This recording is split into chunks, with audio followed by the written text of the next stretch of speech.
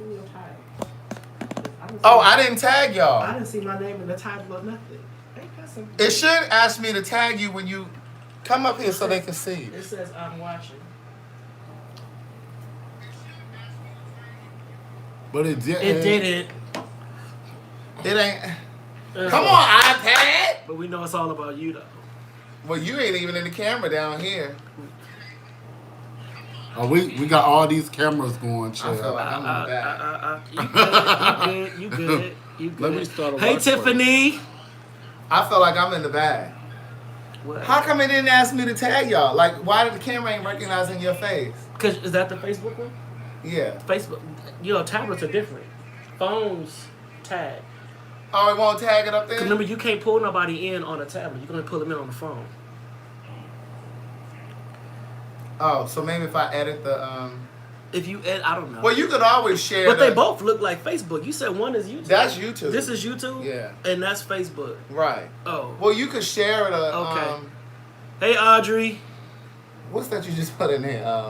No. I just did a watch party, chair. Oh yes! How do you do the watch party? I never did a watch party. I'll show you. Show him so he can do a watch party. Yeah, since we got when you left do the, out. Yeah. I didn't mean to. So do I go to Craig's page? No, go to Craig's page. Go back to So it. when you do the watch party, does it let you tag yourself? No. But at least the people know that I'm on. That I'm a part of it. Okay. Make sure you turn your. Remember his. You got to turn your volume down on the side. Oh, that's right. You remember. It's down. Old school. Okay. So then go here. I can't remember who it was, but one of my girls sent me some vegan lip If stuff. you do what? I can invite folks. I want to invite folks. Hold on. I want specific folks too. She sent me some vegan lip stuff. Oh. Okay. So just hit okay. And I wanted to show y'all. Mm-hmm. Okay. And that's it. Start watch party. Oh. Don't talk like I'm slow. I didn't know. What? I'm sorry, Shotty. Didn't he say it with a little attitude in his throat? It's that liquor kicking in. Okay. He said it with a little attitude. All right, what's in his this? throat. That's what my girl Tonette over in California. She sent me that. That's a protein this one bar. I meant? This lady Yeah. I meant? Oh. You want to taste that? The one that runs 20 miles 14 a day? miles a day. Did you want to taste that? You said you wanted some potato chips. You know we don't have no trans fat and stuff in here. I can do this. Is this gluten free? Sure. Gluten and non-GMO and vegan.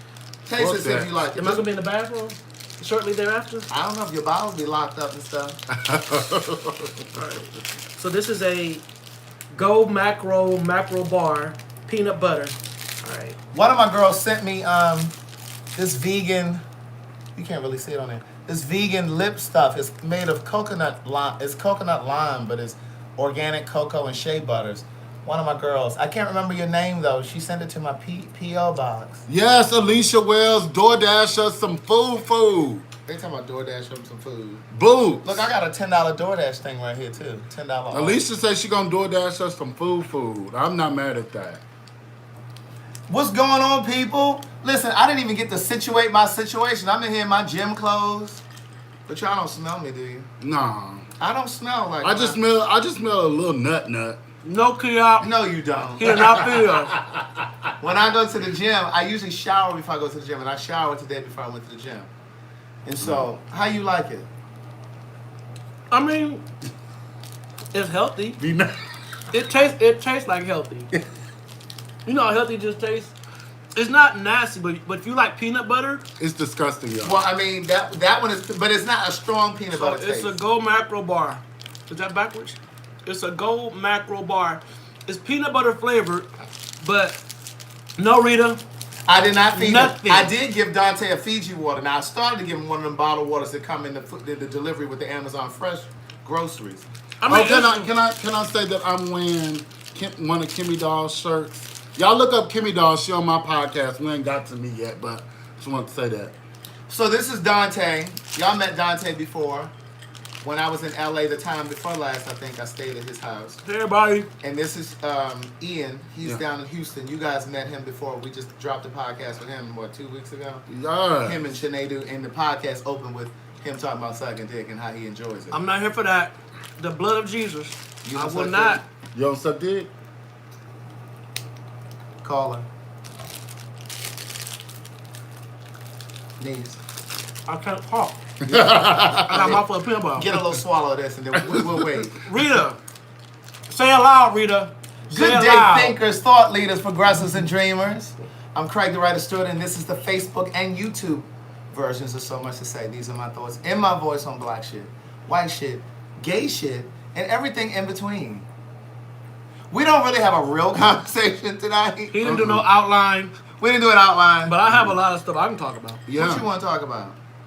See, my stuff is controversial, and my stuff may make folks mad. Like Go what? ahead. Ayanla. Oh, okay. Let's talk about We can her. talk about that. What with Let's talk about My with girl? Leandria. Leandria? Yeah. Not even with Leandria, just Ayanla, period. And the premise of the whole Fix My Life show. I don't like it. Why you don't like it? Because I think it opens up too much, and it gives this false sense of wholeness when the credits start rolling and people are watching it, and we're now being entertained off of watching broken families. And I don't think there's at the end of the show, people are still left open, but it was a good show. We watched a good show, and we watched her slam her fist down and call folks gutter snipes and all kind of stuff. And she gives you the best memes and gifts. It is what it is. Yeah. But I think as a show, I would love to see her pull in actual therapists. Because I do appreciate that she says I'm not a therapist. Mm-hmm. I appreciate that. But I would love to see her pull in therapists and give therapists the real credit. Give them But some you credit. know that there are therapists working behind the show. But the average person that's watching it for entertainment think that she's it. So what's the difference in watching these people on Love and Hip Hop and Married to Medicine fuck up their lives through our entertainment and watching Iyanla potentially, though I don't feel like she fucks up their I don't either. But Because I think that there are people who watch that show and can see themselves through those people and some of those stories on there. And you might be able And to see, Jay just said she's a therapist. She's not a therapist. she's not a therapist. She's not a therapist. She She tells you she's not a therapist. She's Right. a life coach. she's a life coach. but I think you can sometimes Yeah. watch that and see your own dysfunction through the people that are, and maybe you can be healed yourself or put yourself in a different I path. tell people I have 3 different therapists and 1 coach, right? I have a sex therapist, a grief counselor, which is like a therapist for me, Hey, Raquel. and I also have like a general therapist, because a bitch got a lot going on, okay? But I have a coach that I go to for something totally different. My coach, I expect that bitch to break me down and make me feel ugly. And the right? other ones build you back up. Exactly. But the way the premise of the show is situated is like Ayanla breaks them down and builds them It's back not up. It's not entertaining to watch somebody be built up. But we're watching. we're watching families talk about their most traumatic experiences. I remember the one that had the little girl. I think she was 16, and she had all this trauma.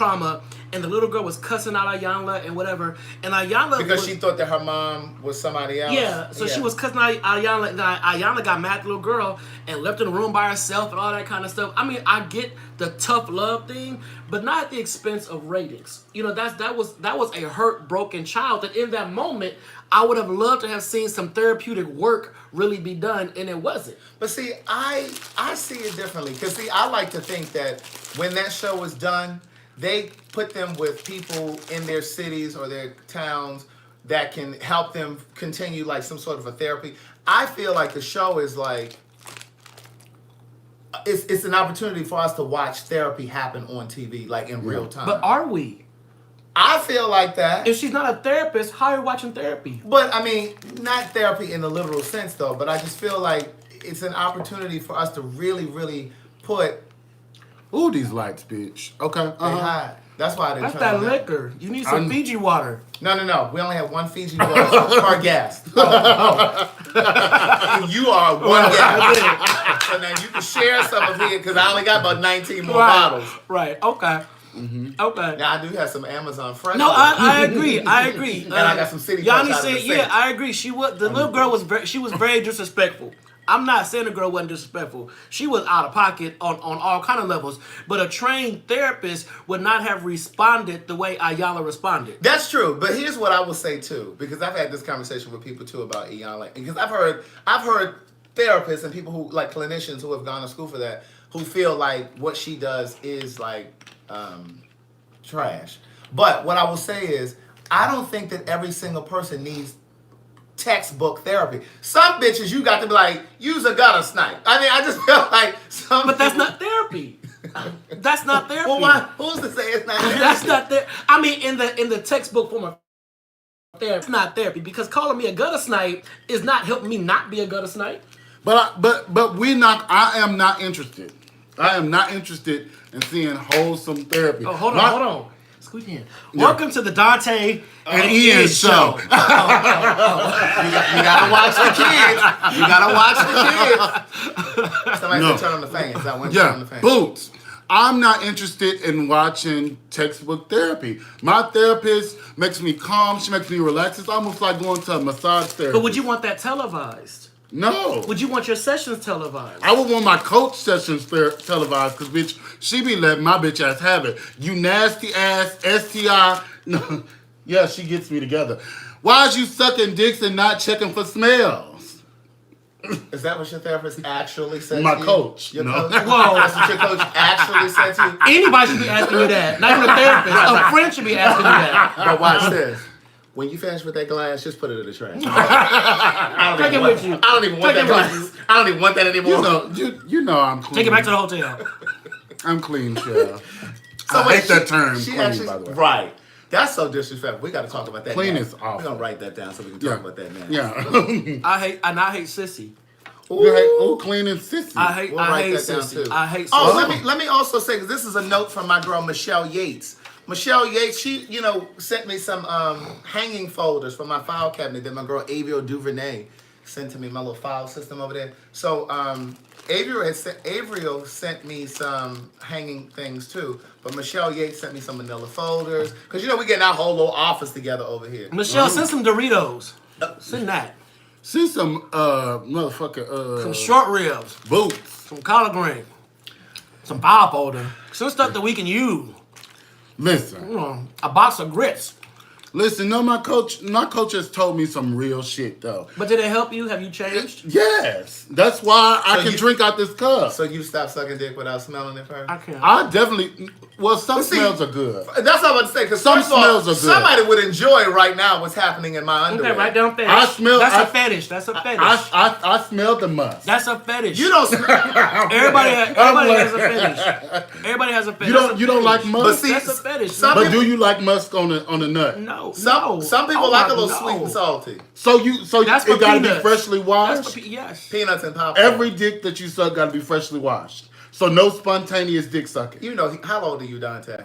I'm 47. Correct. He didn't came across the musty penis before. And you didn't suck that. In my 20s. Not in your 30s, 40s, or 50s? No. He ain't in 50s yet. I'm not, Closer. I'm not in You're 50s. closer. I'm You're not in closer. 50s. You're closer. And you look good. You look 30, but you're Thank closer you. to 50. Not, I just think not that, too much, I mean, because if he looks 30, then how old do I look? your age. Look, if he looks 30, then how old do I look? Don't do that. I am the baby. But wait. So, Okay, first of all, now my thing is with the dick, let's just take a little nasty. We don't have a topic. We don't Tish. we don't have a topic. He didn't give a Let's- topic. Let's take a nasty left turn. Thank real you, quick. Kimmy. Everything gotta be washed, sprayed, holed, fumigated, I'm not saying you suck a dick. debugged, I'm not saying whatever. you suck a dick or lick the nuts from the gym after he played basketball and he's smelling. But some folks like that. Some people do. But what I'm saying is, it's okay if you just got a little essence on it. Just a little essence. You know what I'm saying? Because you got a little Well, essence. that's called a pheromone.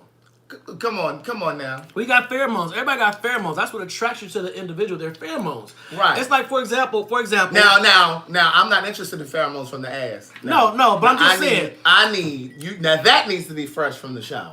I'm just saying, like some people have pheromones when they meet people. When you meet somebody, their pheromones is what attracts you. It was a study done, I think it was on women, on pregnant women. Mm-hmm. Their pheromones change. So when they're pregnant, their scent is different. Yeah. So they feel like their partner either loves them more or loves them less because their pheromone levels have shifted. So if you are attracted to a certain scent on an individual, it's the pheromone. Is that why I threw up after I ate pussy that time? I don't like pussy pheromones. Well, probably because pussy. No, you're a homosexual. Right. That's why you threw up. Oh, okay. That's But a here's whole the different thing. thing. Now, speaking of pheromones and things, see, I understand what we smell like, when we've been to work for the day, or we took a shower at night, and then you get a little nook in the morning. You know, you have a little essence in the morning after you showered. Some of y'all think that you don't sweat a little bit when you sleep, No, you but sweat. you do. But I don't see. I've never been with a white guy, and I had a white boy suck my dick before. Oh, those but I've never been pheromones with a are white funky. boy, so I don't know what Those they're pheromones supposed are to smell like. funky. Who, white people? Oh, they smell like a wet towel. Those pheromones. Well, Jackie's back said it was wet potato chips. Laid or lays. Either way, I ain't laying. You never been with a white guy? I have. Dante's been with a white guy. Why? For corn. Dante's, you've been with a white guy for. Oh yeah, you talked about escorting. And, Yeah. Did you call it escorting a prostitute? Prostitute. Right. This was years ago. Yeah, child. I'm too fat to call. Are we done with Ayala? Yeah, we done with Iyanla. Yeah, The she's question on the over. table right now is: Have you been with a white man? I know the answer to this. Tell me about it. Nothing to tell. I've been with every race. Okay. On both sides, male and female. Oh. You That's ate it. pussy? I've been with every race, both sides. You like male the and smell female. of pussy? I've been with every race, both sides. Do you like the smell of I pussy? don't dislike. Okay. Everyone has their own essence. They want to talk about Wendy. Let me put Wendy. Oh, down. Oh. that's not a bad. No, we're not gonna bash though. We're not gonna bash. We're gonna come to her We're name not later. bashing. So No. let's where we at now? Clean. Clean. No, So- that's queen. That's supposed to be queen. No, that's Clean. clean. He said he hates that term. I don't like the term clean. Oh, when clean. people say clean. Yeah, I don't but like you the got to term tell either. them what that means. So clean. Clean is speaking of basically when you're talking to Hold a on. Pause. person- Pause. Keisha said I seem a bit corny. Because I'm not talking raunchy. I'm corny. Okay. Go ahead.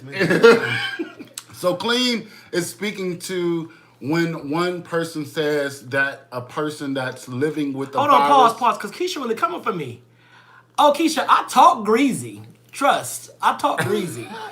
It's just no sense in having all three of us being greasy. Yeah, So, you know. and I'm obviously Yeah. greasy. Right, I'm like so wiping my I grease. can get greasy. I just choose not to. So, all right. Go ahead. Go ahead. So listen, Let me say this because his tequila or something is taking him too long to, Yeah. to land the plane. Yes. So listen, when somebody says clean, it just means you're free of STDs or STI. Right. In particular, HIV. it's HIV is what they're talking about. Right. So they be like, "Are you clean?" Right. I'm clean. Right. So that's offensive to people who are living with the virus. Right. it's So offensive that's to what- people that's not living with the damn virus. Well, So right. basically, what happens is you have conversations when you meet somebody new. He's getting his second. You will ask, are you clean? Meaning that you are STD and HIV free, which I think is very stupid. Are you clean? So I mean, if you're dirty, that means you have HIV, syphilis, chlamydia, gonorrhea, trichomoniasis, herpes, hepatitis, all that kind of stuff. Right. Which is very shaming. Which is why some people just choose not to disclose their status because they don't be called dirty. And it's like, well, because I'm living with HIV or I have an STD, I'm not clean. Right. Like hygienically. Like hygienically, right? That's dumb. That's stupid. But Listen, but you it's a huge hoes stigma. out here, can we talk about this? Bitches really want to fuck raw so bad, And do. and they do, right? The children want to fuck raw so bad. Let me scoot up. They want to fuck raw so bad, and they want to have a reason. And so they make up these catchphrases like clean and, all that bullshit because the truth of the matter is you're asking us, how can I fuck you raw and feel better about myself? The answer is, bitch, take care of your goddamn body. Your I'm laughing, goddamn self. Keisha. I'm laughing. We good, sis. We good, sis. I'm laughing. This Way is- on the inside. But to that point, I'm hungry, Keisha. I got this peanut butter bark in my mouth. So Well, if I see, have I- something to eat, Keisha, I'd be less well, I said we were sensitive. coming here to podcast. I didn't say we were coming here for dinner. All right. All right. So, I'm sorry. Go ahead, Ian. But kind of going in the same kind of vein of this conversation about being clean or HIV and all that kind of stuff. I've noticed that there's a hierarchy now Yeah. in the HIV community, like those that are HIV positive and those that are undetectable. Yes. And it's almost like, oh, well, I'm undetectable. So it's like, I'm better than them other girls. You know what I'm saying? And it's just like, So, have you noticed that? so it is a thing, right? But good thing on one end, right? Because if you're undetectable, that means you're untransmittable, right? You equals you. You equals you. So science behind it says that if you get your viral load virally suppressed, right? If you get it below this certain number, right? Right. 20 copies, right? Uh-huh. Then you can not transmit HIV. But if more people get undetectable, that's how we keep HIV from moving. But I think that it's a way to denigrate another community. Come on, word. Denigrate. Yes. You know what I'm saying? It's like, oh, well, I'm positive, but I'm undetectable. But the hard part about they're that, they're HIV positive. Yeah, You know but what I mean? the It's hard It part, still causes division. yeah, It causes a it divide. does because the hard part is for some people the road to become undetectable is met with so many social determinants that it becomes difficult. The issue is we're not dealing with the social determinants. I don't know if it causes division because the truth of the matter is if we were all focused on protecting ourselves and protecting community, then we wouldn't be creating division by putting out science that moves us forward. But we also still don't make it safe for people to disclose. Yeah. Whether they're living with HIV or not, there's still a lot of people out there. If a person's undetectable and they know they can't transmit it, they still are not going to date someone living with HIV. Yeah. They're just Now, not. that's a word. They're not going to do that. You know, so it doesn't really matter. You equals you, PrEP, PEP, all that. But this to say- if somebody says they have HIV, then I'm still not telling. So But we this to haven't made say- it. We haven't made it safe for people to disclose their status. This the shade.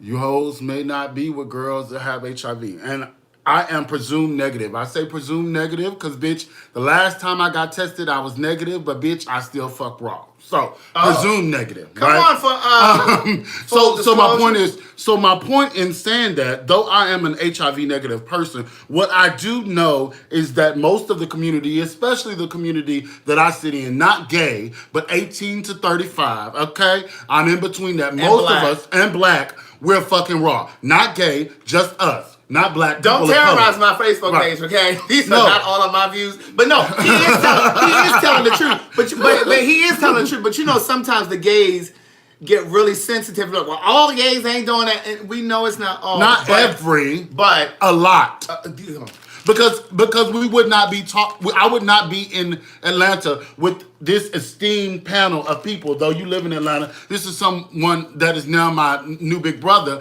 I would not be here if there wasn't an epidemic and a pandemic of HIV between the ages of 13 to fucking 35. tell him again. 13 to 35. Correct. So Okay. can I Yeah. ask? He's from here, from LA. He's I'm from here Los Houston. Angeles. They're here for an HIV conference. So Yeah. being that you have all this information and insight about HIV, why do you go raw? So generally, I have been in a relationship for some time. I'm just getting out the relationship. Okay. And when I am seasonally hoish, right, I get on PrEP. Y'all kids kill me thinking that their PrEP is 100%. Is she enough?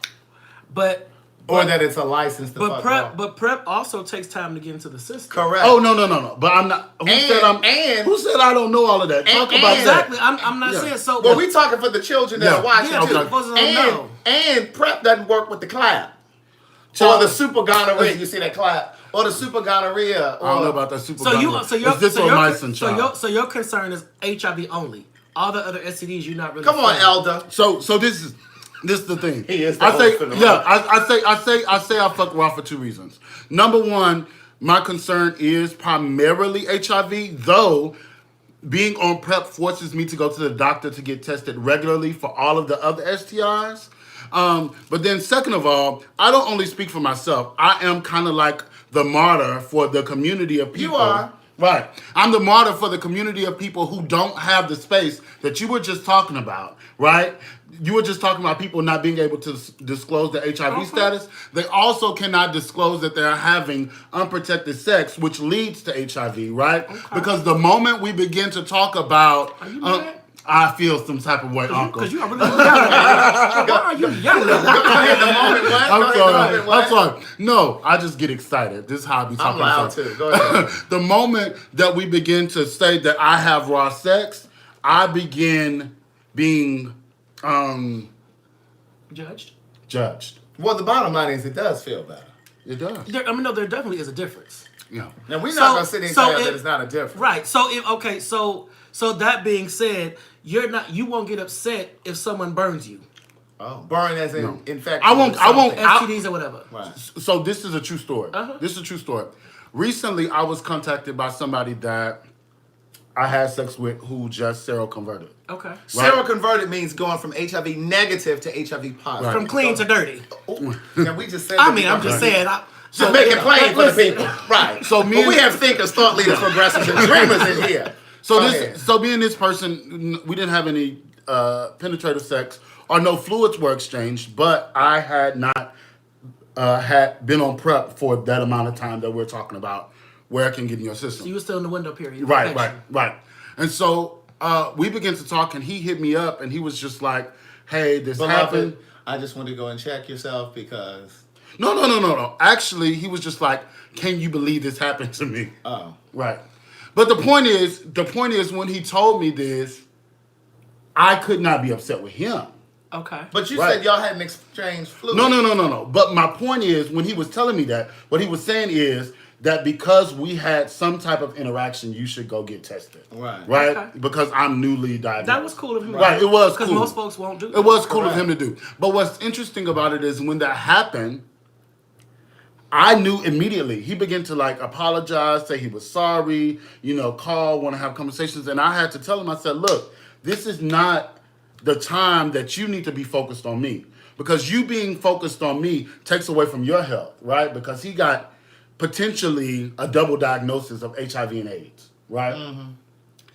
But that was my decision. I am a consenting adult. I made a decision on myself to do whatever I did, to suck whatever dick I sucked, right? And whatever comes from that, I have to deal with it, right? Mm-hmm. And so I will not be upset about the clap from somebody. I will not be upset about the syphilis. I may be upset about the decision I made, but not from them. It's my decision to do that. Okay. I'm responsible for my own body. You are. You are. So then let me ask this. So who do you think carries the burden if a person that's living with HIV is having sex with someone who's negative? Do you think that there's The elders are carrying on my time, y'all. do you think there's a burden for the person that's living with the virus to tell the person that's negative, or do you think the person that's negative has the responsibility to take ownership of their own health and ask? So unfortunately, by law in most states, it is the burden of the person that's living with HIV, but the reality is it's the responsibility of your goddamn self. I agree. I believe it's a shared responsibility. Yeah. I believe it's a shared responsibility, period. Yeah. Because the truth of the matter is, if we took responsibility for our bodies, right, then we would make some of the decisions. Like, I make these decisions knowing the possibilities. Would I be excited if I seroconverted? No. But I know that that's my responsibility, right? A lot of people are not taking responsibility for their bodies because they're blaming these laws and they're blaming what they heard from these different organizations and how they feel and their friends.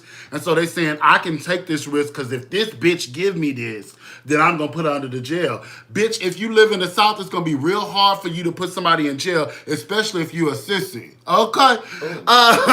So here's my take on it. Here's my take. And I mean, I'm listening from a ear yeah. because as someone who is living with HIV, Right. Come on, somebody. I would have done anything not to contract it. Yeah. So to hear my little brother saying, Yeah. I'm not using condoms, I'm relying on this pill, yada, yada, yada.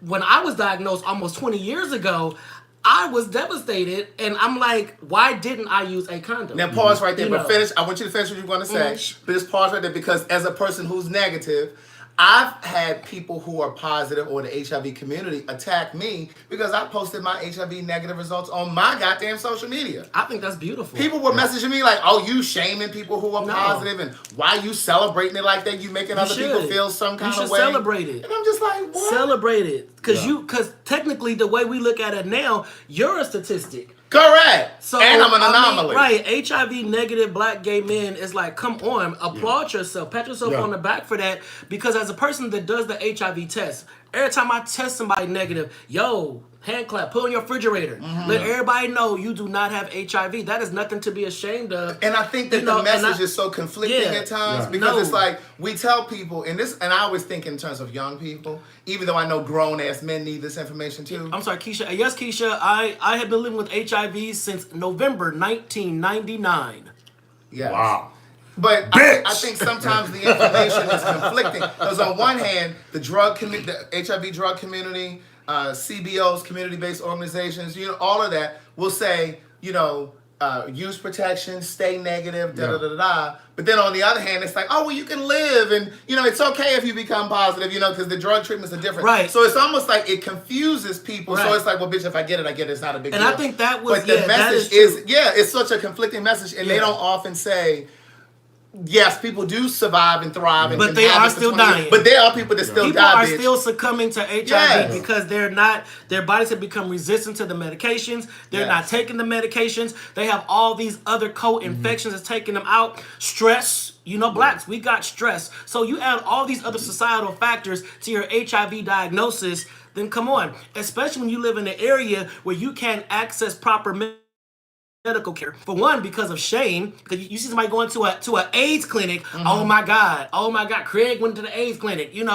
All the shame and stigma. So I get it. I get why folks do not disclose their status. But I'm sitting here like, God dang, no condoms at all, and it's not a judgment. It's like as someone living with this, taking a pill every single day, I would give almost anything not to have to do this. No, I'm with that. So, first of all, I honor that, right?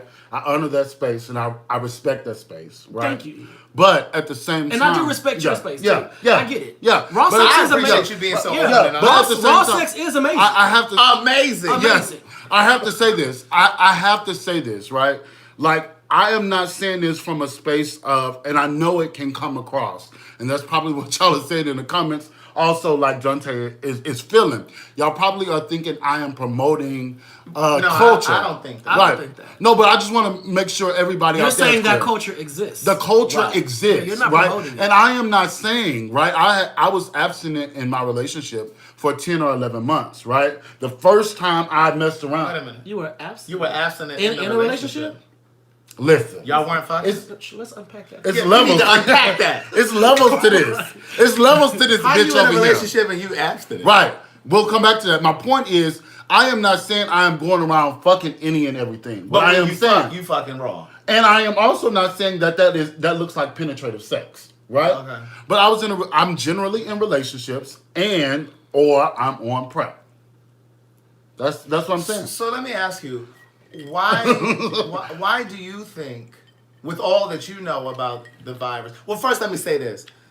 I think something that you said a few moments ago is very important. You said, if I was to contract any STD right now, whether it's HIV, herpes, or whatever, I would take complete ownership. Yes. I think that a lot of times when people seroconvert or they contract some sort of a virus or just STD, they always look to the other person and say, it's your fault. They want to blame somebody else. But it's like, you have to own that. You have to own that you were a participant in that, and especially if it was not a scenario Before where you were raped and molested. I feel like something is bubbling up. I'm good. So I'm reading the comments, and I just want to go back. I think Mona said yes. HIV medication is extremely expensive, which is another reason why a lot of people are not on them. It can cost upwards of $2,000 a month to get your medication. And PrEP is expensive. PrEP is expensive. And there are more white gay men on PrEP than there are black men because their insurance is oftentimes covered, and they have insurance that a lot of black gay men don't have. So our healthcare system is serious. So whenever y'all see them arguments on Capitol Hill about the healthcare system, that is really affecting people living with HIV and getting the care and all that kind of stuff they need. So that was my caveat. So now, why do you think that, with all that you know, so this is it just because it feels good? No. So Well, hold on. Let me finish because I have another question. It's like sub-question. Okay. Is it just because it feels good, or is it because you're in the moment and you're like, bitch, I'm not about to stop and get this condom? So I think that for the culture I'm talking about, a lot of time that may be one of the issues for me personally. Like not want to get up. I mean, it's lazy sex, right? That is not for me. I am not intentionally I make a decision when that happens because it's generally, once again, I've been in a relationship for a long time, right? But aside from that, I came into this work in a different way, right? I said this before, so I won't repeat all of it because some of y'all have heard it before. But I came into this work from a person that was openly HIV positive. Told me 2 weeks into it, is my father, became my father, adopted me. I was 16, 17, been in this house since then, living on this couch from the metro, right? From there, though that person wanted me to go to school and do good and be good as a gay man, I did not want to do that. I wanted to be a prostitute, right? And so I began to go out and whore and do what I needed to do to get money, though I really didn't have to because my gay father, who had adopted me, really had me in his arms. But he allowed me the space, though he didn't know I was prostituting, to go out there and do what I needed to do. And there were many times that I did contract STIs. There were many times that I did have moments where I could have seroconverted, and I was always at this doctor's office, right? At some point, the doctor's office he was working at said, hold on, this heifer ain't seroconverted. She done had a couple STIs that we done got rid of, but this is what high risk look like. Do you want to do outreach for us? Because whatever your pockets are is what the HIV is, right? I then got hired off the street into this space, right? So that's how I came into public health. So I do have a very different perspective of it. And my perspective is coming from survival sex, which is why I talk about Survival sex, explain to them. Okay, survival sex is having sex because you need to survive. You're need having sex for money. You're having sex for a place to stay. You're having sex for food. You're having sex. That's what I begin to do because my father, once again, who adopted me, did not know I was prostituting, right? And so I come from that space, and knowing that space, I don't mind, and I get a little emotional talking about it because I don't mind being vulnerable enough to be beaten in spaces like this, since I now do have a platform, because those people don't have a choice, right? And for me, now it's not that I do this. I am safer than probably most of the people that watch this, right? Because I understand risk, I understand my responsibility, and I understand disclosure and consent now more than ever as a prostitute, right? But the thing is, I don't mind being that bitch that has to take it for all the people out here that don't have a choice and or have a choice and choose to do nothing because the community, their family, the people around them, the metro station don't love them. You know what I'm saying? Like, I come from that. I come from being in a place where, bitch, I was kicked out of my biological family. You know what I'm saying? So, bitch, I didn't have no love. So the moment that a bitch told me they loved me, bitch, we was fucking raw because that consummated our love. That's why I'm also in sex therapy. That's why I can talk so well about this. So you believe also that sometimes people have raw sex because they want to feel that connection. They feel like that kind of I agree with that. solidifies the relationship. So my take on that when it comes to raw sex, especially within the gay community, when you got black gay men who are constantly being oppressed, suppressed, and all kind of stuff and belittled. Well, people in general, and the one place of intimacy is within the bedroom. Yeah. If our intimacy is now disrupted by this barrier, then that's another additive to either my stress level or my disconnect from you.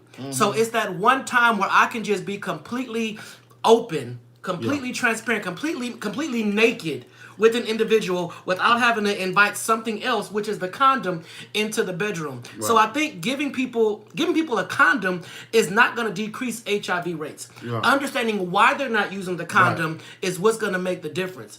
I pass out condoms all the time to kids who are sexually active.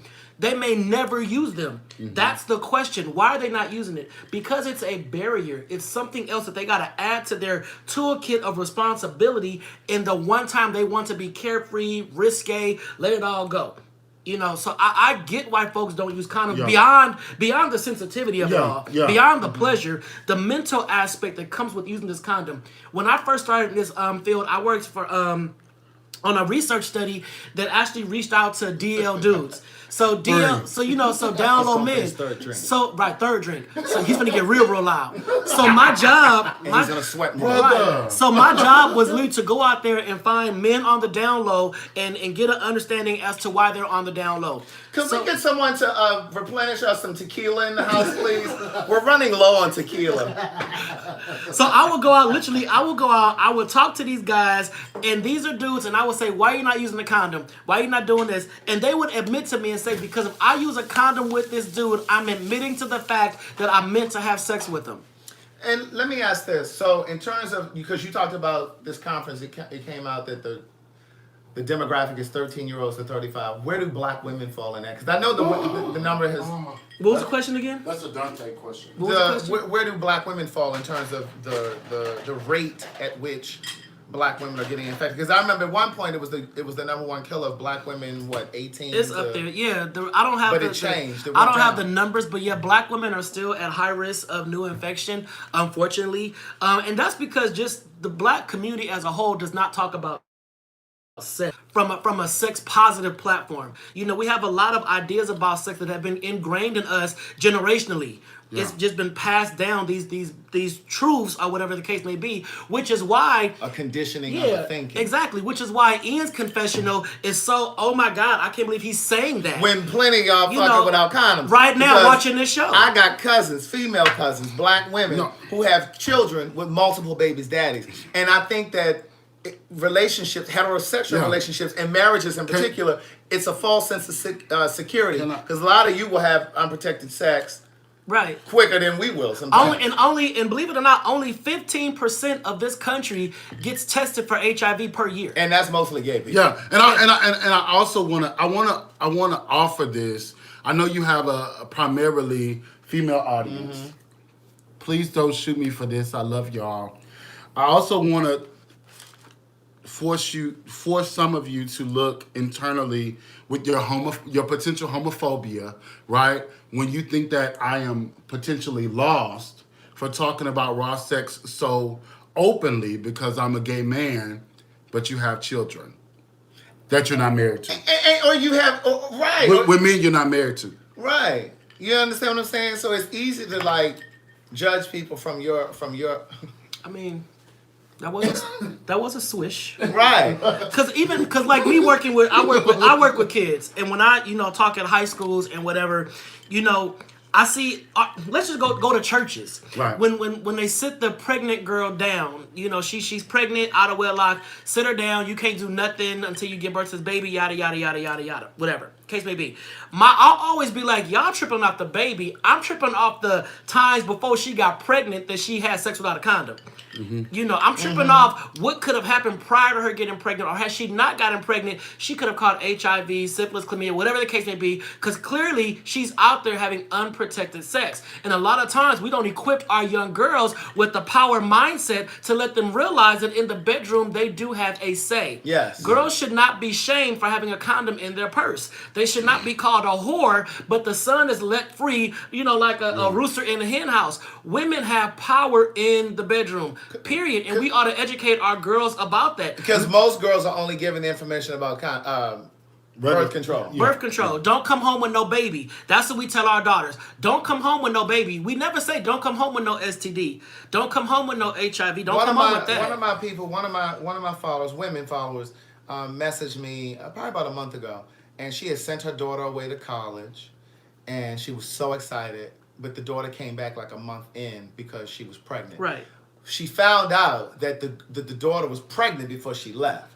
She just started showing a month into the semester. Mm-hmm. And so she messaged me and was like, Craig, I didn't share this with you guys. Sometimes I share things with you guys and I let you see what I say back to them. But she said, Craig, I'm so devastated. I just don't know what to do. And I said, look, I was about to get on a plane. And I said, I'm going to message you when I get to the other end. But it just came to me. So I messaged her right before the plane took off. And I said to her, look at the bright side. We talking about pregnancy. I said it could have been HIV or something else. You understand what I'm saying? We can handle a baby. You can handle a baby. You can handle a baby. Because at the end of the day, you have to trust, believe, and know that everything happens when and as it should. And that child's supposed to be here. And that child was supposed to be here. You sent her down there to college because you thought college would grow her. but it's probably the baby that's going to grow her exponentially in a way that college never could. Right. And she said, oh my God, I never thought about it that way. I said, but you have to take your hands off of it and allow her to be a mother. You can't step in and do everything for her because then she won't grow. But it just really all boils down to communication and learning how to communicate. If Ian says, I don't want to use condoms, okay. He's also giving me a choice to say, well, I don't want to get down with you then. So instead of us looking at Ian like, I can't believe, there's somebody that don't mind laying up with Ian without a condom. That's one raw, another raw coming together to have raw sex. It's not just Ian out there just taking it. You ain't just taking it, right? No. Okay, yeah. So I'm like, if you want to have safe sex, you have safe sex. That's your zhuzh. What he eat don't get me fat. Yeah. Oh. Okay, so let's move on to sissy. Oh, That's yours. I hate that word. Why? Let me tell you why I hate that word. I hate that word because I was called that growing up by my uncles when I didn't know what a sissy was. I was called that by family members. Yeah, I had no idea. I'm like, what is a sissy? What is it? Why do you keep calling me that? Family members that borrow money now. Yeah. Family members that borrow money from this sissy's book sissy. about sissies. Yeah. So that was my thing. And my thing my thing with this is I hate when older men call young boys fags, sissies, and punks. Especially when you know how horrible the world is going to treat them if they in fact are gay. So now you're setting this kid up to go out into the world, not trusting you, their family, their covering, and the world. And then when they end up making a family of their own, you judge them and say, oh, that's what you get. You done went out there, now you're part of them. But you called me a faggot and a sissy from the age of 11 on up. You didn't protect me. You didn't cover me, which was what I thought men were supposed to do. You didn't do that. This is a perfect place to put in the conversation that you and I had when I stayed at your house the last time we were watching. You know what I'm about to say? Which one? We were watching. We had a lot of conversation. We were watching. It's not called The Voice. What's that show you put me on to? The Four. The Four. And there's a black guy on there named Vincent. And he's from Alabama. Right. And they, you know how they show on these reality singing competition shows. So they did a little package where they showed his family, and his family was just a down home. Come on, Andrew. Family, just a down home black family, and country family. And this boy Vincent is now on the Four, and when they cut to the audience, like his friends that were there to support him were all white guys. All white. And the boy was singing so amazingly well, and I said to Dante, I want him to win. And Dante said, I don't. I said, why? He said, because if he wins, he's not going to make music that we would want to hear. He's going to make music for white people. He said, because we hurt him. I said, what do you mean by that? And it stung. I knew what he meant, but I wanted to hear him say it. Craig will pull it out. I'll pull it out you. I said, what do you mean we hurt him? He said, because his family was probably the ones that called him sissy, fag, and punk, just as ours were. Yep. And he said, and so that boy is no longer a part of the black community. He has retreated to the white community. And often I've found that black gay men who exclusively date white men not just because they're attracted to them, but because the black community has hurt them. And so they've decided to, I'm just not even going to be bothered with black folks. I asked this question one time to a bunch of young men. I said, are you a black gay man? Are you a gay black man or a black man who's gay? And some of them said, well, I'm gay first because the gay community accepts me more than the black community, which is very hurtful to me because my blackness comes first. I'm black first. But to hear them say that, like, my own community rejected me, so I'm gay first because when I go out in the club with the white boys or whatever the case may be, they welcome me in. And I'm looking like, so we've forgotten everything that the black community stands for, represents, has done, because the black community does not really embrace its own unless it fits into a certain box. And most of us that were called sissy, fag, and punk, those words shattered self-esteem. Right. You understand? Right. I've never been a person that suffered from low self-esteem, but all of my issues in terms of insecurities that I've had, because we all have insecurities at varying degrees of insecurities. I'm probably on the end that with very little insecurity. I don't really give a fuck what people think. But whenever I think about the insecurities that I have, they're always attached to sexuality. Right. And it always points back to family, church, neighborhood children that I played with, schoolmates that said, because those were the words that they used before you knew what gay was. Before I knew what gay was, I was called that. And so you got to think about all of us that heard those words, and then we come into this community. I don't use the word lifestyle. But then we come into this community carrying that baggage with us. And so here I am, a broken heart, wounded soul, trying to have a relationship with you, another broken heart and wounded soul, when neither of us have taken the time to do that proper inner work, that proper healing. Because you got to think about it. When we deal with kids, I get really protected. Because if we see a little black kid get called a nigger by a white woman or a white man, we ready to drag her or him all throughout Target. You know, but you see your old gangster uncle, look at your little fag son. Oh, he ain't no fag. Leave him alone. He just sensitive. Oh, he's a sensitive. He just soft.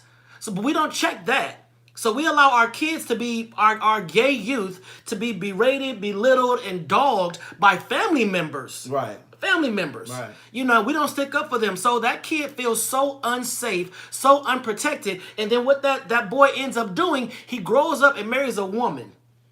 Because you've called him sissy, fag, and punk all his So life. I want to be accepted by my family, so let me get this wife for the heirs. But when she goes to sleep, I'm running to get some cigarettes every single night, and I don't even smoke. Or wait, she flies out of town for work, and I'm going to fly Craig in. Book number 2.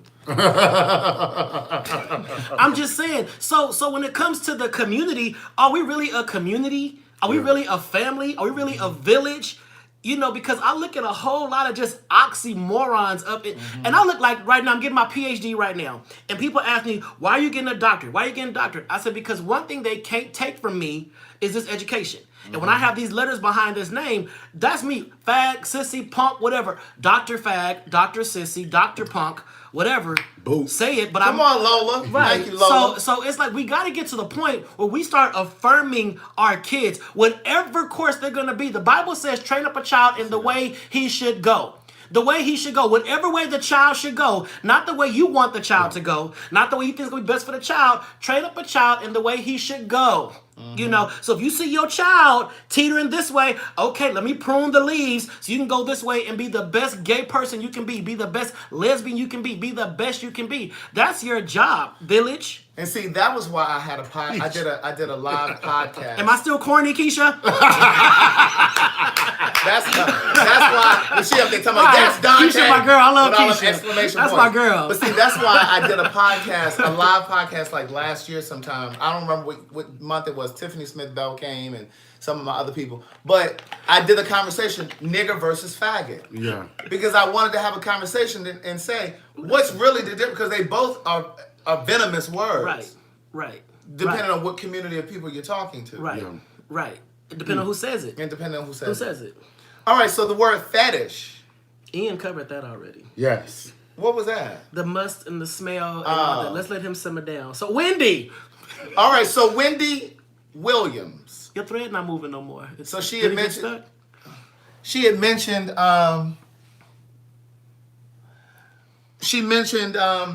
today that she's been staying in a sober house. Okay, hold on. Virgil asked a very important question. What is that? What are you doing to uplift black gay men? Okay, well, I can tell you what I do. So I work in the field of sexual health, and I oversee a program in Los Angeles called Healthy Him. If you're on Facebook, go to Healthy Him, HEALTHY Him, and basically it's for young men of color. So I am building bridges because I believe that if we can get young men of color to come into the same space and have shared conversations regardless of sexual orientation, we'll begin to see differences in the community. Because whether you black and gay or black and straight, the cops are still shooting at you. The cops are still pulling you over. So that's one thing that I am. Craig's sitting in a chair.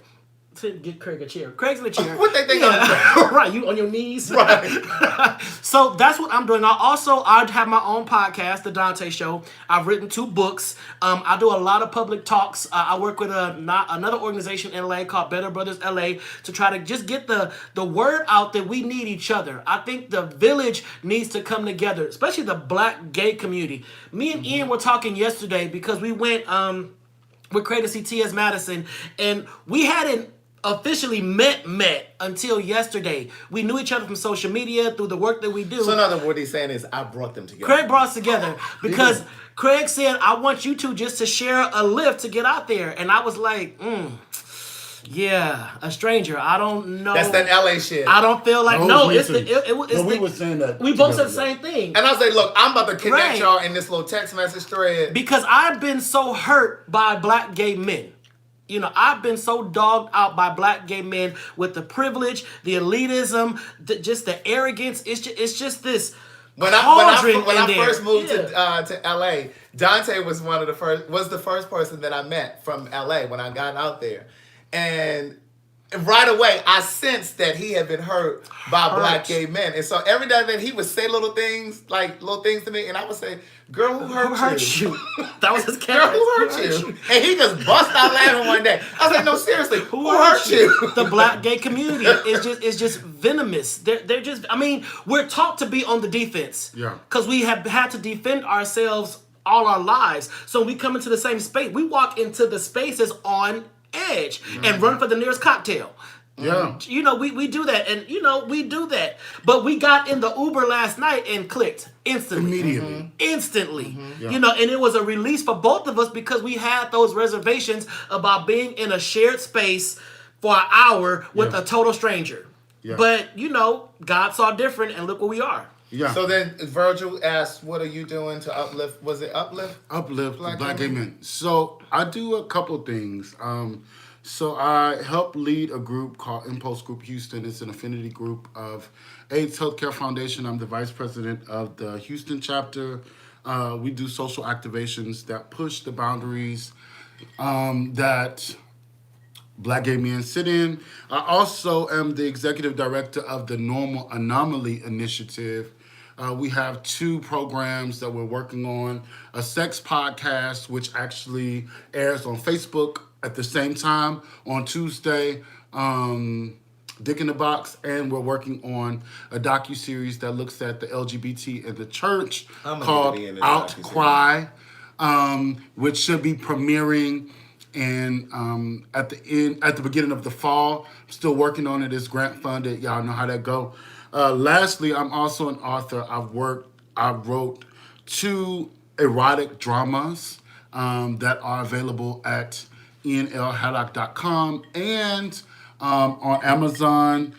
So I am doing a lot of work around building community.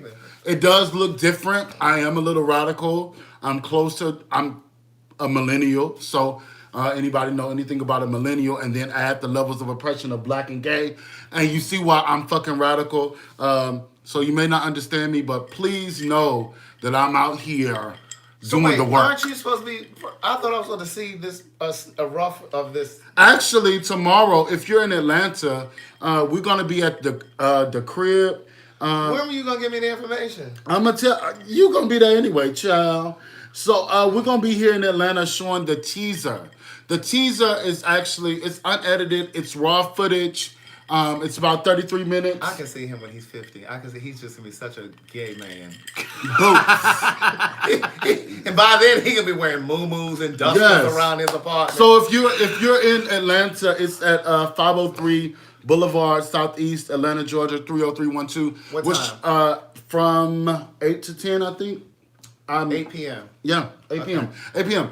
We're showing the teaser for the documentary looking at the LGBT in the church. Just raw footage. I want to get some feedback.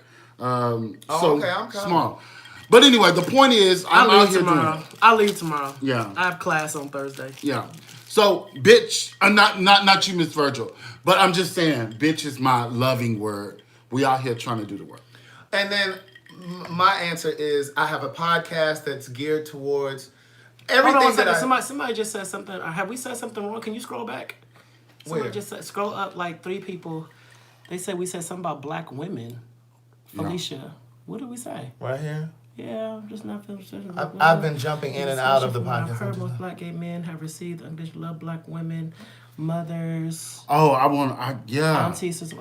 I like this. I like what you're saying. Oh, well, you can't jump in and out, Felicia. You got to hear the whole thing now, sis. Because when you jump out, we probably said And something that was so affirming And and so loving. we gotta come back to Yeah, Felicia. and then when you come Felicia, back in, we mad. Felicia, So, please Felicia, stay. don't leave. Please stay. Don't We leave. gotta hear Craig's answer, and then we want to talk about that. don't leave. So what I was gonna say, I love somebody my mama. asked, was Dante in my first book? No, but Dante is the person who told me how to self-publish. Because when I met Dante, he already had 2 books out. And I was just like, Dante, I think I'm about to write a book, and da-da-da-da. Well, you said an autobiography, and I said, what you done been through? I said, listen, I done been through some things. I'm writing an autobiography. I'm Right. like, how old are you? You like 30? At the time, I was 35. Yeah, I was like, yeah. autobiography? All I saw was Malcolm X, W.E.B. Du Bois. I'm like, who was you? What? Craig what? But But yeah, so you all know, of course, I have a lot of female followers now, and I'm no stranger to saying this. Black gay men got me started in terms of my work, but black women are now who sustain me. So everything that I've done with black gay men in mind, even down to my greeting card business.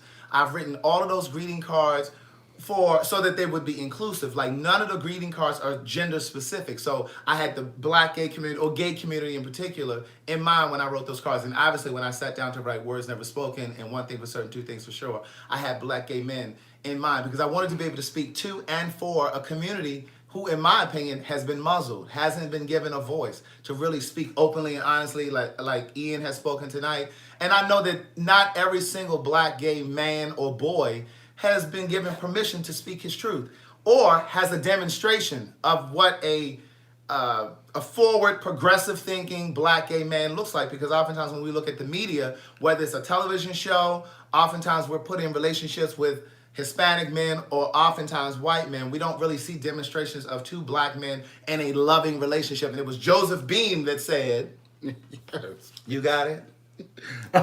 Black men loving black men is a revolutionary act. Baby. Okay. I wasn't following you at first, but I found you. Right. Yeah. So again, with that being said, all of my work, the books, the podcast, my stage play, A Day in the Life that I wrote and produced when I was 26, I'm 42. Everything has been, for the purpose of uplifting and healing, reaching and teaching black gay men. And I just understand now that even though that's my intention when I sit down to write, that the work is bigger than that. Yeah. Because God can dream a bigger dream for you than you can ever dream for yourself. So I understand that I have mostly women readers and followers now, but of those women, it's black women. But I also know that I have white women reading and Hispanic women or Latina. So, and I'm okay with that, because Toni Morrison said... No, I don't know this one. Toni Morrison said, listen, Toni Morrison said, this is on YouTube. Toni Morrison said, when I sit down to write, I write for black people. Yes. Yeah. But obviously she's a Pulitzer Prize winner, so it's not just black people reading her stuff. And so she never said that it's not for anybody else to read. It's just her intention to speak to black people. And so she said that when you write a story or you tell a story and you plant that story so deep in the soil, you plant those seeds so deep in the soil of truth, that it's going to grow beyond the little patch or garden that you had in mind for it. It's going to grow beyond that. And that's what's happened with my somebody stuff. asked, real quick, somebody asked what my PhD is in. I'm getting a PhD in global leadership. So it's a Doctor of Philosophy in Global Leadership. Boots. So back to the women's situation. Yeah. I spoke just for a second about being kicked out at 16 and getting into some things, right? I got kicked out by my mother, right? My mother was a bitch. But when I returned to my mother, probably at 21 or 22, she was frail and sick.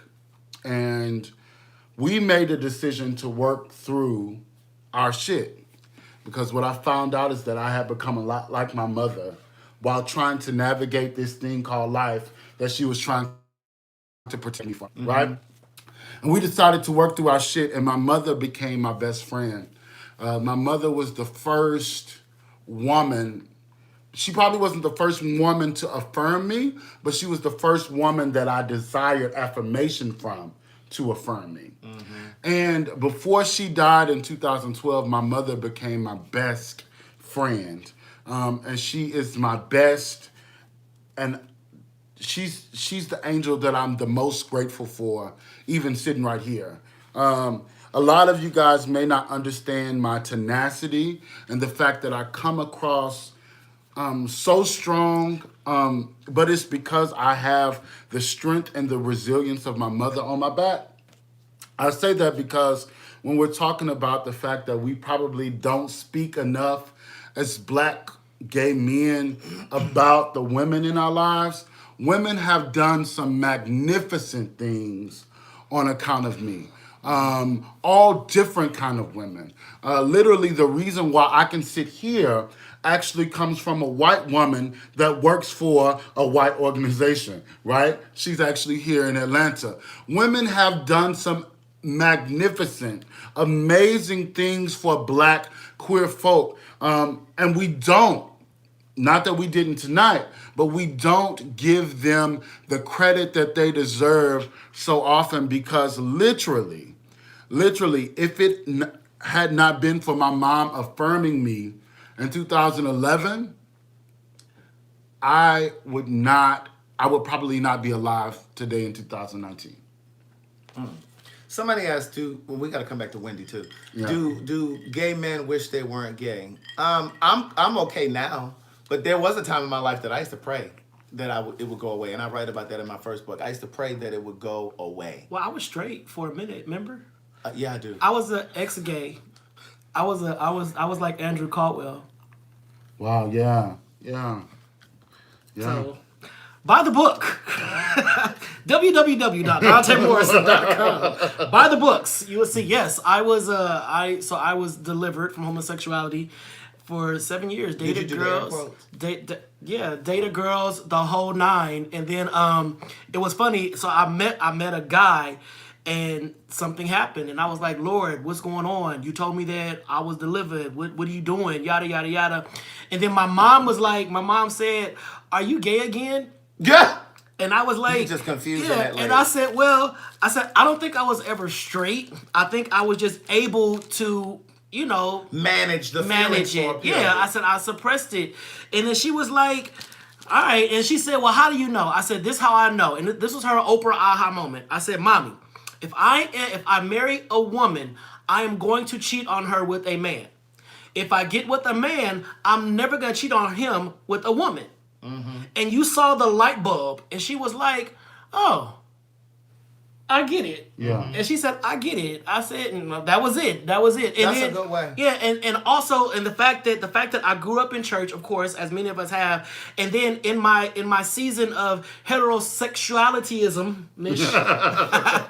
I got my license in ministry, so I'm a licensed minister. And then when my shift changed again, speaking engagement stopped. People wasn't calling me, all kind of stuff just happened. I was like, well, I can either lie my way to a pastorate level and get the wife and have the kids and have this whole facade, or I can trying to ignore that. Or I can be honest. Because the Bible says they that worship him must worship him in spirit and in truth. How can I worship him in truth if I'm living a deceitful life up on the pulpit? So I was like, y'all can judge, y'all can say what y'all want to say, but me and God, we good. Hold on, Cheryl. I talk directly, you missed it. so you we missed good. it, Cheryl. We didn't say that gay men aren't tempted to cheat. What he said was, if he had married this girl, he would have been tempted to cheat with a man. With a man. But with a man, he would have never been tempted to cheat with a woman. Right. And I would have never cheated on my wife with another woman. Yeah. Right. But if her girlfriends brought they fine ass husband, listen, he could get it. Now. So had you ever wanted to not be gay? I don't think I've ever. No. I've always just accepted me. That's a beautiful thing. I don't think I definitely am an anomaly in that, right? Like I'm not the norm. I think so. I'm not the norm. Yeah. I'm also a millennial. True. I think that most we had y'all. But was it because you had a detachment from your mom? No, not only my mom. So when I left, my mom stayed with our entire family lived in the same house. So 4 or 5 generations of people. Y'all were Latino. Yeah, boots, right? And so they all lived together. So when I left my mom, right? When I left my mom, I left my entire family. So I didn't have to deal with anybody. Mm-hmm. I was with my gay family, and we did my gay things. Okay. And so when I got reconnected to my mom, she died in 12. So guess what happened with my family? I love my family. Hey, I know y'all probably see this because y'all on my Facebook. I love y'all. But my family lives 45 minutes away from me, and I haven't seen them in 3 or 4 years. Wow. Oh wow. Wow. Yeah. Somebody, I am still ministering.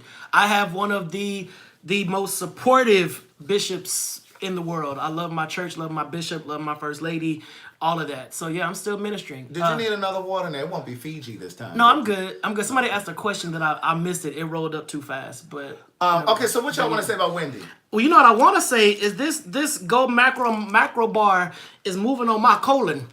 I don't know what's up in this, but it must have a high fiber content. Now listen. Oh, she tearing you up. Yeah, she get me right together. The I only feel a person that deliverance shits here coming. in 227. No, I'm gonna get home. I'm gonna get Yeah. back to the hotel in time to rid myself of this spirit. Yeah. But Well, see, that's but the just thing. know, See, that's the thing when you eat vegan. Yeah, just it know. unlocks your bowels. right? Go macro. In a way that It's a blessing in the yes, bar. indeed. It's a blessing in the bar. See, it's moving that colon.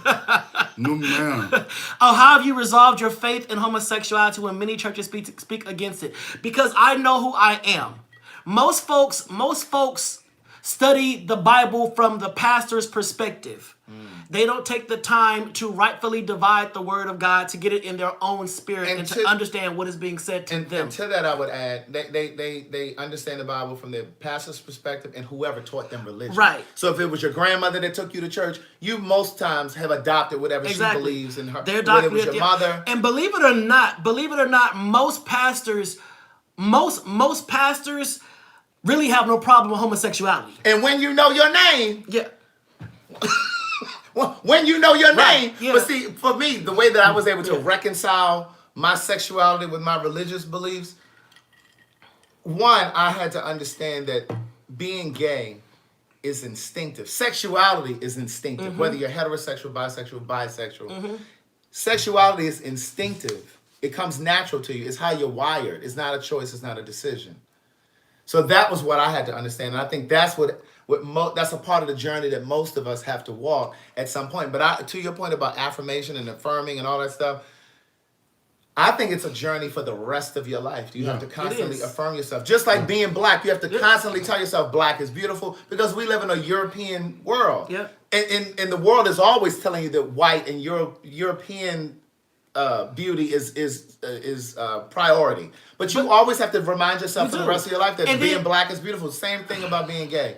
Every day of my life, I have to remind myself, listen here. And in that, as a gay Christian, what I tell a lot of my youth gay Christian. will not step foot into a church because they've been so hurt by the church. So I'm kind of like a mole, if you will, because I'm in a traditional church system. I'm gay. My partner, of course, he's gay. We've been together. Imagine that. Right. So, and we're both actively involved in the church. So we are present in the ministry. Now, the thing about it is what I tell a lot of my kids, or what I'm seeing, is that a lot of my gay youth who are Christian or is raised up Christian, because they are so mad at the church, they take it out on themselves. You know, and I'm like, yo, you need to reconcile your relationship with God. Take the church out of it. You know, what is God saying about you? Is God saying get in that relationship? Is God saying sleep with that person? Is God saying do that? You know, build your relationship with God and then let everything else fall where it goes. That's how I can walk into any church, and not be bothered or whatever. They're not gonna run up on me because I come back for them. That's weirdly reaching back to Iyanla. That was a conversation that me and my coach had that my therapist wouldn't have with me. Well, your coach is different than your therapist. Yes, that's what I keep on saying. Right. That's What was the why you epiphany? need Iyanla. So the conversation was, if you are serving a God that does not serve you, if you are loving a God that does not love you, if you are believing in a God that doesn't believe in you, then why are you doing it? And at some point, I begin to say, it can't be that. Because I have done too much, made too many mistakes, went through too much shit for it not to have been the grace, mercy, and favor of God on my life. the protection, the divine protection of God surrounding me. Y'all have just heard just a little bit of the foolishness I have put myself in. And it cannot be nothing more than the mercy, favor, and protection of God. And I begin to say, he cannot feel that way about me. Mm-hmm. Being gay does not put you on the wrong side with God. And being gay does not make you sexual. Right. It's a lot of celibate gays out there. Absolutely. People equate gay and homosexuality with sex. I know so many gay men who are not having sex. They're not doing it because their spirit is not allowing them to do it with just anybody. Because they've reached a place of personal fulfillment with self, spirit, and all that. It's all in alignment. So they're like, I'm not going to allow someone to come in and toxify this house that God has helped me clean up. And I think that people think, when they think about homosexuals, all we do is walk around and hunch on each other. You know, no, that's not the case. I got bills. I got class. I got stuff that I ain't got time to be hunching with nobody. I can't even hunch with myself. Well, I do have time. Well, I'm busy, but I do. Well, this microbar, I can find some time. took all my time. But I'm just, I just think that Tell them how to get your book. To get my books, you can go to my website, DanteMorrison.com, or you can go on Amazon and you can find them. It's called. The first one is The End of the Rainbow, and the second one is Yesterday Clarified. But if you go on Amazon, just type in Dante, Donta Morrison, and they'll both come up. They'll both come up. And tell them where. ENLHaddock.com. Knees, hold on. You can't be talking with that ice on your mouth and shit. They don't even know what your first name is. ENLHaddock.com. IANLHADDOCK.com. Or on Amazon. You can look me up on there too. Yes. Right. We on Wendy now? Yes, Wendy. We gonna lighten it up some? Right, because we ain't got the Wendy yet. Yeah, we ain't got to Wendy yet. I'm but praying for Wendy. Before we go to Wendy, let me say this. What I will say, though, too, is, and this is just an observation in all of my years and experience of being gay, I do feel that there's a crop. There's a crop, like a crop in a farm. I believe there's a crop or a subset or a sub-community of gay people, and I'm thinking in particular of gay men, that give their lives to the church. I don't mean like you being a minister or something, but I mean devote their lives to the church as praise and worship leaders or music directors. Sacrificial offering. Because I feel like they have this belief, this indelible belief that being gay is wrong. And it's almost like they serve the church, not God, but they serve in the church as an act of contrition. Almost like, if this is wrong, maybe God will spare me because like I've given penance. a penance. Like I've given my life to this church. And those are usually the ones. Those are usually the ones that are always crying after sex. Yes, getting down on their knees and praying. I'll never do this again. Yes, you will. And they are the freakiest. Yes, you will. Yeah. They are the freakiest. They are. Because they feel like they have the most to lose. So it's like, if this is my last time, let me just go all the way every single time. I think, and somebody said, or it's a sin. I think the sin with anything is not being honest about who you are. Period. Gay, straight, whatever. Be honest about who you are. If you are someone that loves to drink alcohol, don't just not drink on Sunday. Oh, I can't drink on Sunday. That's the Lord's day. Well, God's day is really every day. And he knows you're drinking on Monday morning before you go to work. Can I ask you, y'all both are very wise. This is a real question. Why, when we talk about sexuality, especially homosexuality in public, especially with other sexualities, right? Do we always focus on the reward of hell? Right? Like on the sin, right? Like, why is there always a conversation about, like, I'll love you, but I'll hate the sin. Or, love the sin. Yeah, or I'm going to send you that, we don't want you to go to hell. Listen, I'm not scared of hell because I ain't going. Okay? I'm not going to hell. Take hell off the motherfucking table. What you gonna not do is hit me, though. That's just hit not you. gonna happen. I hit you. No, but all this energy, I know you 3 drinks in. It's that tequila. Oh, it's that tequila. And he drinking tequila Right, straight. just ice. On the ice. Right. So you're saying, why is it that are you saying when there are... It's always about people the that are- penalty. Right. Well, so, that's been indoctrinated in our understanding of... Don't give me that penalty, sis. So you're saying that oftentimes when those outside of the gay community have conversation with us, Right, about it, Atlantis, exactly. it's always a conversation Exactly. of, well, I just care about you and I just don't want you to go to hell. Because the very first person that I ever told I was gay, she cried on the phone and she said, "Oh, it's wrong, and you know, God, you're gonna go to hell because of that. Like, you know, it's wrong in God's eyes and da da da da." Like she said that to me, and like that's the worst thing that you could say to a person when they have come to you and opened up their soul. They say? I was praying for you, that cussing demon. They've opened up their soul to you, and that's the sorry. first thing that you say. Yeah. I think that has always bothered me so much. This conversation around like sin and hell, like there's always no one can tell me why I'm wrong in this life. But I do think everything has a consequence. I'm with that. Because I think one thing that we also make the mistake of doing is that when gays get to their place of comfortability in their sexuality, that they also lose certain morals. I agree. Listen here. I agree with Now, that. let me pick up from right there. But I agree. Now, first I'm going to say this. I don't believe that being gay is a sin. I think how sexuality is used is sinful. There you go. And that's whether you're gay, straight, whatever. Right. Now, what I will say to you is that was one of the things that I uncovered when I was writing. Thanks, Tyrone. When I was writing my first book. I realized that the more I became comfortable in the gay community, once I found my people, my niche, it was almost like the more I participated in the gay community, like had gay friends, went to gay parties, went to gay prides, all of that kind of stuff, started to move really in the gay community, I felt like I had abandoned the core values that I had when I came into this community. I became more comfortable with casual sex, per se. Mm-hmm. You know what I'm saying? And I had to, reel that back in. in. I had to find reel that- yourself. I had to find myself. Right. And I think in a city like Atlanta or a city like DC, where you got gay kids that move to these cities from other places, there is a period where you have to find yourself. You have to find your gay self, because you have to figure out who you are as a gay person now.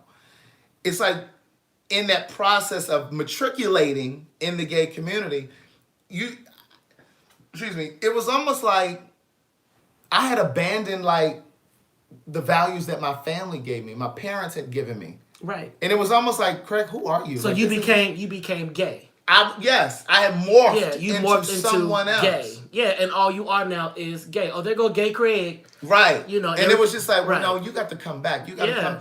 Because you're more than that. right. And I think that oftentimes you have young gay folks that forget who they are.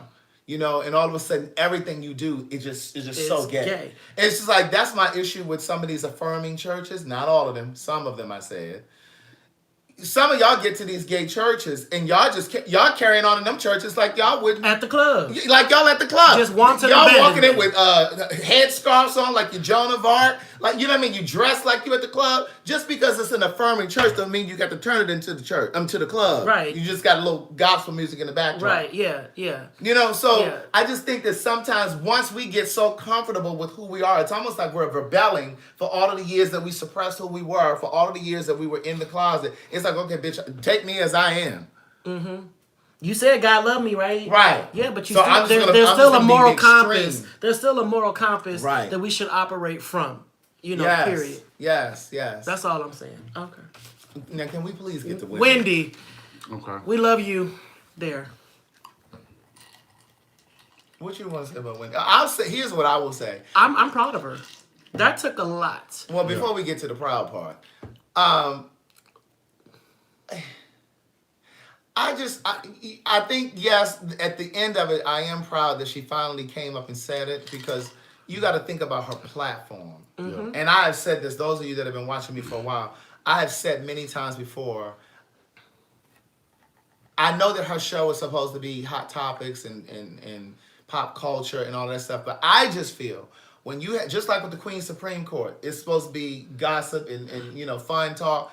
But I can't be a part of that show if we're not going to talk about real shit too. I Right. gotta always push and put real conversation in there too, because that platform, the Queen Supreme Court and the Wendy Williams show, is so massive that Agreed. some people are only going to be able to get their news from watching you. Right. And so for me, I just feel like because she's so busy trying to secure her spot in daytime television and not offend her white audience, there are certain conversations that she won't touch, and that bothers me. That bothers me because you can't have that kind of a platform and then just dodge around certain things. Now, I'm not saying you got to turn it into CNN, because it's not CNN, but you know, there are certain conversations that some of your audience will only know because you talk about it, because they're not reading the Huffington Post, they're not reading the New York Times, They're watching Wendy and they're TMZ. watching and loving hip hop. That's it. And So- that's their world. Right. So I think that it's great that she came out and said all this, because undoubtedly she's gonna save somebody, and somebody's Definitely. gonna go get help or seek treatment because this person that they love, came out and said, "Listen, this is what's been happening with me." And the fact that someone who is so vehement about other celebrities being honest and Right. owning their truth, for her to do that was huge. That was huge. And now maybe others will be honest about the truths that they've been lying about for months, since February. What are we talking about? I don't know. You want a sandwich? People have been lying about the truth since February. Yeah. Wait, who's been lying about something since February? You want to go to Subway and get a sandwich? Oh, Jussie. I'm hungry. Jussie Smollett. Because, see, that's a whole nother conversation. Because, see, my thing is, I don't understand why he thought, and see, some of you wanted to believe him just because he was black. And see, I wasn't with the fuck shit. Because, I'm not first of talking. all, at negative 20 degrees, bitch, ain't nobody going to get no Subway sandwich. But That that's- food is not that good. So back to Wendy. Oh, sorry. But, Wendy was honest. She and finally you're right. became honest. She saved lives. but She my saved thing lives. is, I just feel like I don't know this, but I'm just saying, when she fell with that costume last year or the year before, when she was... Oh, the Queen. Right. The What, Statue of Liberty. what was it really? That was her Graves' disease. Was that the Graves' disease, or was that... No, she was high. Or were you high? Well, they said she was high when she said it, when she was stumbling over some words. And or when something. she was stumbling, right, and that's what I'm Yeah. saying. So it makes me look back at all of the times that she stumbled. So instead of you saying what it was, and I understand you got to build up the courage and da-da-da-da, but my thing is, you basically ascribed all of that stuff to Graves' disease. Well, It it was her escape. and it's like you sitting on there and you talking about everybody else's shit. You wore Bill Cosby's ass out every chance you got. And you mean to tell me that you still ain't told us what's really going on with that husband? Because she know we know. She knows that Wendy know we know. She know the tabloids only lie so much. And my thing is, was it that stuff that's going on with the husband that's pushed you to get back on that shit? She said that. Yeah. Where did she say all of this? She said it because she said she went. She had the shoulder injury. I guess they got into a fight. She had the shoulder She injury. didn't say she got into a fight. She said she fell. She fell. She hurt her shoulder, and that's when she got on them drugs. And then with all the stuff about the baby mama and Where all did she that, say all of this? I need to see this. That's what I read. Because the only thing I That's saw. what I read. Because on my Facebook page, I posted what she said. That's what I read. I read that basically her and Kevin got into an altercation over this whole situation. It was heated. She broke her shoulder or something like that. And when she got on the pain pills, She tore something. she used the pain pills, and she got back into her addiction, and that's what triggered it. That's why folks that used to be addicted to stuff, they So you shouldn't just get ad surgery. libbing for Wendy now. No, I read that on the blogs, on the sites. Fuck now. them blogs. No, listen, I'm just. Wendy, we proud of you for being honest. I'm proud that she Thank finally you. got to it. It takes a lot. It takes a lot to get on a national platform and speak that level of truth. That's huge for someone like her who has drug every other celebrity into the ground. That's huge, And that's why I feel like and it we took her can't too we long. can't belittle that. So then when is Jussie going to come out and tell the truth? Jussie's not lying. Jussie was really attacked in Chicago. Child, wasn't nobody out. First of all, I'm gonna tell you what was the problem with Jussie too. You didn't have this whole We not doing this. You didn't have this whole conversation with these MAGA people at negative 20 degrees. Bitch, it's too cold to be standing out there talking to people. We don't you gonna know get out that. of the camera because I'm but talking I about think Jussie? I think the thing is we were not Anybody there. having no long conversation? We were not there. We were not there. We don't I ain't know. got to be there. He goes to Common court. sense. He goes to court in 3 Judge weeks. Judy said it best. If it doesn't make sense, it probably ain't true. And He I'm goes not to having court- no discourse with nobody at negative 20 degrees outside. He goes to Aren't court- you that empire faggot, nigga faggot? He goes to Who's court saying in all of 3 that at weeks. negative 20 degrees? Haters, supporters. This is MAGA country. What's the matter with you? Bitch, first of all, it's too cold, and and it was so cold in Chicago that you couldn't even go out there because your forehead, you would have an instant headache. Were you there? No, I wasn't. You were not there. Let me tell None you of something. us were there. We don't know. The last time I was not this last time, but the time before that, when I was in Chicago, bitch, it was so cold. This homeless lady asked me to buy. I said, bitch, if you out here, I didn't say it, I didn't call her a bitch, but I was thinking to myself, honey, if she out here begging for food, this bitch got to be cold. I mean, she got to be hungry because ain't no way in the world I'm standing out here in this temperature asking nobody for shit. And so I took that lady into the Boston market. The Nigerians are MAGA. Now, Felicia, you know they MAGA. I took that lady I ain't talking into about the Boston market. You Hold ain't on, talking about somebody- I ain't talking about my girl Jessie. why? Because you know she lying. We don't he's know. lying? We don't know. It's gonna come out in the court in two weeks. Yeah, I don't need the court. He go to court in 2 weeks. Somebody just said talk about the man who was lynched in North Carolina. I don't know her. What man that was lynched? It scrolled by. You know what? To be honest, it's so much stuff happening in this country when it comes to race and whatever. It's hard to keep up with all these stories. It's really hard to keep. It's Jussie sad. is finished. We moved on past that. I was just commenting on. It's hard to keep up. I think we're traumatized, Yeah. and because so much happens, we can just scroll past it like it didn't happen. But it's just so much. All I know is I'm praying for his judgment for that spirit. All I know is if I had told y'all that I was out at the subway and some people. Are you still on Jussie? I am. What about Avant? Oh no, I'm not doing that. I can't do Y'all that. are carrying. Avant is. I know. I don't know. I, After the video that I saw last That was night, the main, I was like, right. That was oh. the thing that made me think that. But he no might be- credible- Okay, black man lynched, hands tied behind his back. Was that was in North Carolina? no credible sources have. I think said that was in North. anything. Was that in North They Carolina? said it was North Carolina. Google that. Google that. I know that broad that had the 2 kids that called them a nigger and spat. Was that in Target or the Piggly Wiggly who? or something? The white lady. Oh, that was in ShopRite. Yeah. That was in a ShopRite Now up there in that Camden, one- in Connecticut. Yeah, Camden. that one pissed me off. That lady was in ShopRite with her 2 kids and then went off and called him a nigger and spat and You motherfucker. yeah, and did all this, get my children out of here like she Miss Sophia. What? No, sis, no. And then she had to know to resign from her position. Yeah. Good, because now you won't get unemployment. It was 'Cause the you can call me a nigger all day, but that spitting, that was where I drew the line. Slap the shit out of That's where I drew the line. Your kids would have been orphans. I don't know. Spitting is disgusting. That's disgusting. That is- Even during sex. That here you Wait go. a minute. Wait. No. Nobody Here you said go. about spitting Here for the you purposes go. of lubrication. Spitting for the purposes of calling you a nigger. You Okay. nigger put that no. Okay, You right. can call me a nigger. Call me that whatever.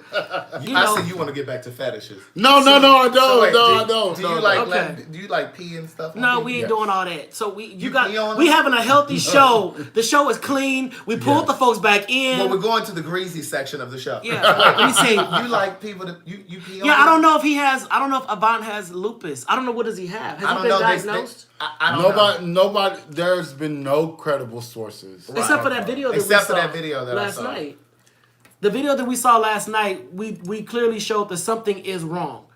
But they said lupus. I'm not. I've heard lupus. I'm not an expert on lupus, but I have a lot of friends who have lupus, and they're not knocking on death's door. But he looks bad. He looks like Freddie Jackson.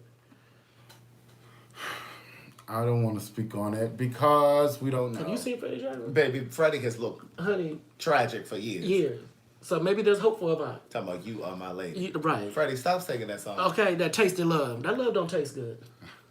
Freddie, pull that song out of your repertoire. Let it go. Because you ain't never been into no women. He might have. He's one fingernail polish away from being a woman himself. But listen, fetishes. You like to pee on people? Oh, come on. I'm leaving the conversation Or now. be peed I'm on. going to my prayer closet, y'all. So, Saints, So y'all can follow me on wait, Dante when you Morrison pee on people and stuff, Facebook. is that in the bed or is that in the shower? I'm on Instagram. I'm on Twitter. Outside. Yeah, definitely prayers for So- Avant. And I love Freddie too. I do love Freddie. I the do love normal Freddie. anomaly on everything, y'all. I love Keisha. Keisha's my girl. Keisha Me and your Keisha girl. gonna hang out. We're gonna turn up. We got a prayer meeting. Come on, Keisha. They're carrying. All right, well, listen. They have a conference to get to. You got a conference tomorrow? I have a flight tomorrow. I got to get back But home that's to in the LA. evening. I got to get back home to LA. But what time? You got a conference tomorrow? Or no. Yeah, I got to go in the morning, then go to the airport. So listen. Have an amazing night. Brush your teeth. Floss your teeth. Brush your tongue. Hopefully you Use heard something. coconut oil. Yes, for your oil pulling. Come on, Wendy. Let's go pray. Eat ba ba ba. Listen. Hopefully Thanks, you heard Virgil. something Appreciate that. That will trigger you to think or feel differently about something. Share the video, please. DanteMorrison.com, Normal Anomaly. No, it's IanLHaddock.com. Yes. And then you know mine, CraigTheWriterStewart.com. Thanks, Kia. Hope you're feeling better, man, with that abscess going. Thank you Love much. man. Did you all listen to the podcast yesterday? We dropped a new podcast yesterday. So Much to Say podcast. It's free. Apple Podcasts, SoundCloud, Spotify, Google Play, Stitcher, YouTube. Just search So Much to Say podcast. We had a conversation about a vegan journey. Those of you that have been trying to improve your habits and get rid of those heavy ankles. Cankles. What they call them. Cankles. This is the first step for you. And if you've never been tested for HIV, please do so. Know your status. Where can people, isn't there like an 800 number that they can call? They can go online and find out. just GreaterThan.org. Yeah. Get tested. GreaterThan.org will give you everything that you need. Yeah. GreaterThan.org. GreaterThan.org. Not .com. Or you can go to my website. On my website, I have a link that can tell you where to get tested in your area. Type in your zip code, and you will find it. And listen, if you want to purchase Bye, my Marie. books, Have a they're good available night. on Audible, all e-readers, Amazon, or you can purchase them from me directly. I had to think about You it. got lost? One book is $22, $36, $354. The information is in the details in the comments. And or if the you want, caption. and if you want to see him fuck, get his Patreon. Man, he ain't doing all that. but you can go over to the Patreon. May the Lord watch between me you and and thee, me while we're absent one from another. another. God bless everybody. Maybe